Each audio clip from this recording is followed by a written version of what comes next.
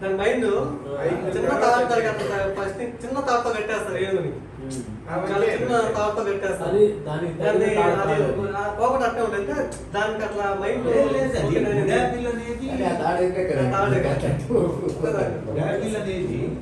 Fix అయిపోతుంది. అదంతా మొత్తం గుజ్జు తీసేసి బయటికి పారేస్తుందంటే మైండ్ పవర్. దీన్ని ఇంప్రూవ్ చేసుకుంటే మనం కూడా ఎన్నెన్నో చేయొచ్చు. సింపుల్ లాజిక్ చెప్తుంది.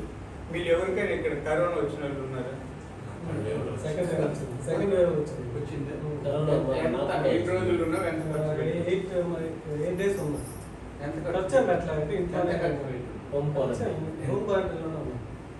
మందులు. నాకు నా భార్యకి కరోనా వచ్చింది. మా అబ్బాయికి కూడా తెలియదు విషయం, మా ఇద్దరికి తప్ప.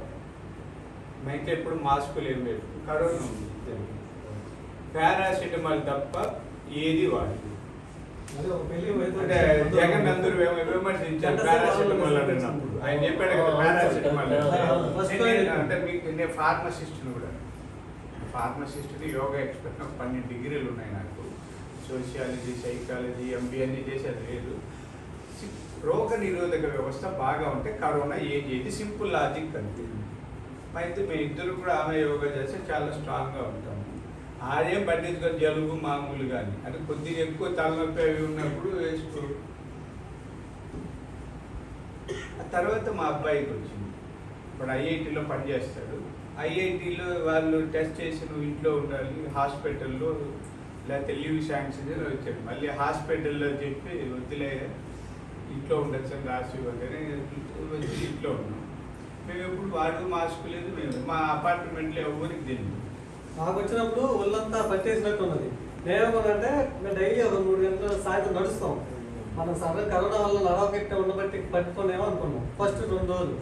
3వ రోజు ఇంకా కంప్లీట్గా అనిపిస్తుంది. కూర్చుంటే తప్పక, అంటే పడుకుంటే ఇది పీకినట్టు అనిపిస్తుంది, కూర్చుంటేనే రిలాక్స్ అనిపిస్తుంది.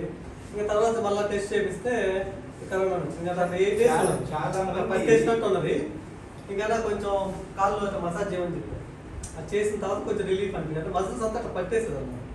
మేము డైలీ రెగ్యులర్ వాకింగ్ పోతాం. ఈవినింగ్ వాక్ డివోషన్ కొంచెం సంబంధం